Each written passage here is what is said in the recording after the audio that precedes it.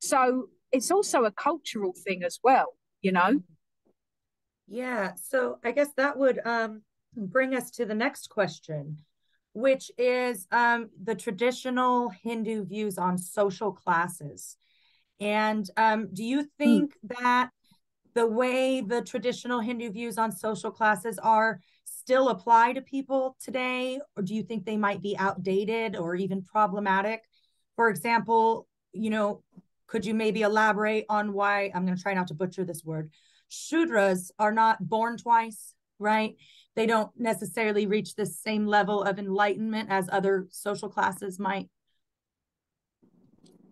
Yeah. So I can only speak from my perspective, of course. So we all have, the thing is I do believe that when humanity gets involved, it goes a bit wrong in some way.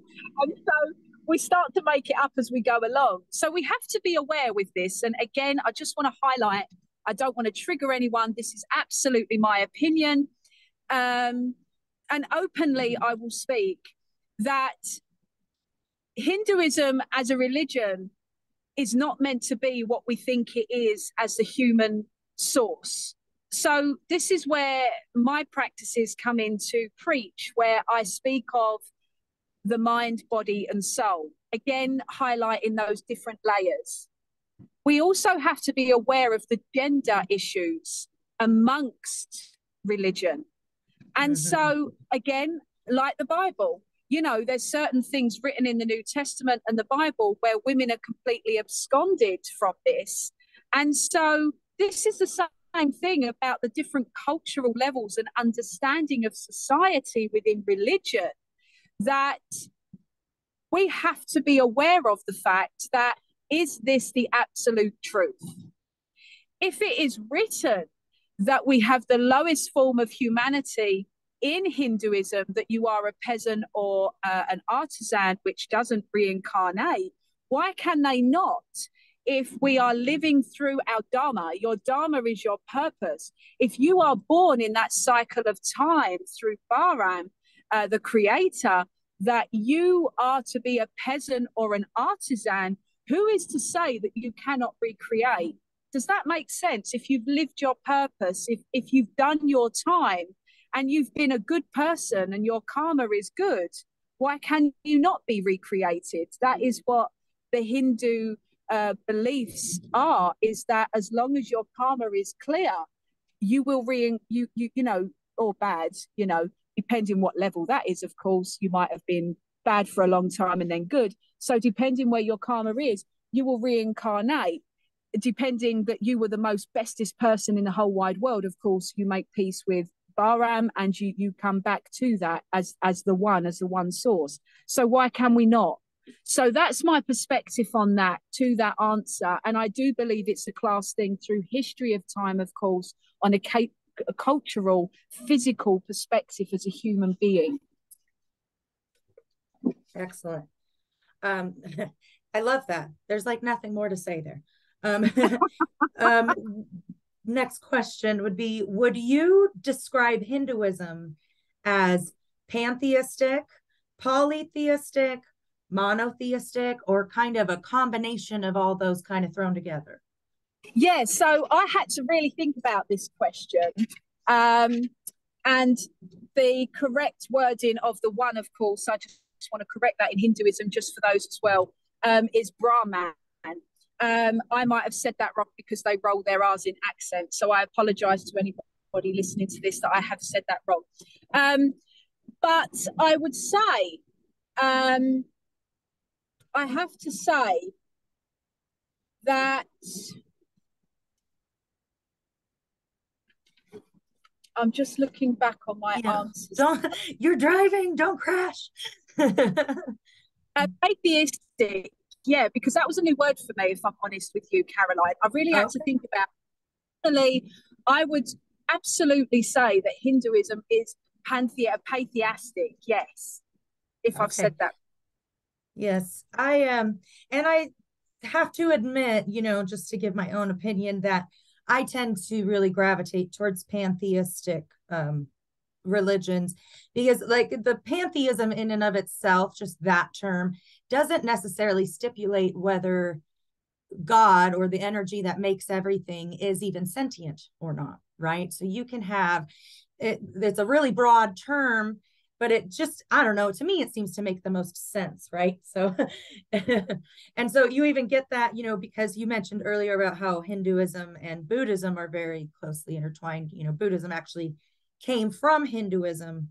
And with Buddhism, the term they use is interconnectedness, but it means the same thing, right? Okay, so next question. In the Hindu teachings, when we're talking about the destruction caused by Lord Shiva, is this viewed as apocalyptic, like, in the book of Revelation? Or is this viewed as celebratory? How is this something that people are fearing coming, or embracing it coming, or neutral? Okay, so again, I'm going to highlight here as well. Apologies if I trigger anybody as I answer this question, and also the fact that I don't fully follow Hinduism as a deep onset religion from my upbringing. So my answer is my opinion and from what my beliefs and teachings are. So in Hinduism, we have the circle of time, the yug, and the yug is a time measurement. And so they go through, again, the 4 U's, and each single segment of that time can be thousands or billions or trillions of years. Okay, so now we're talking again about the karma. The dharma is your reason. The karma is whether you come back or not, or you might come back. Here's a real example, putting it out there. My father was so bad in his existence here on earth, he's come back as a fly. And every time I see a fly, I used to kill it. I knew it was him, literally. It would turn up, this fly would turn up out of nowhere in the most ridiculous places within the house. And sometimes he turns up as massive blue bottles, and it's not even the season for blue bottles. And I'm like, really? So I've stopped killing him over and over again now, and I do just put him out the back. I do. So that's also a form of karma, that you can come back as a human, and then you can come back as a cockroach or a fly and live for like 24 hours, whatever. So when it comes to Shiva, this is what it's about. It's the yin and the yang in Buddhism. It's the good and the bad. It wasn't that he came here to completely cause an apocalyptic explosion, depending what part of cycle of time it was in. Depends where and what we're going to the end, or we're going to the least, or we're starting again. I remember many years ago when I took my vow of silence, which I took as a Westerner in my own home. And I would take a vow of silence for 8 hours a day because I was a mum. I had to get my kids. I had to still work part-time. But I catered my vow of silence throughout my practice around my everyday life, as minuscule as it was. And I absolutely went into complete isolation for those 8 hours a day.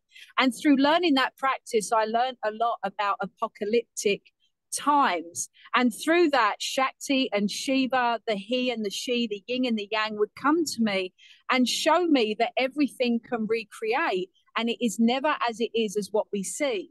So COVID-19 was like the equivalent of an atomic bomb of our time. It was our war. Do you know what I mean?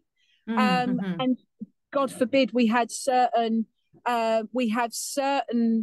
Republican in America, politics wise, has been through a very bad time. And we've also now having it with Russia. And it's a very scary time, and has been and is.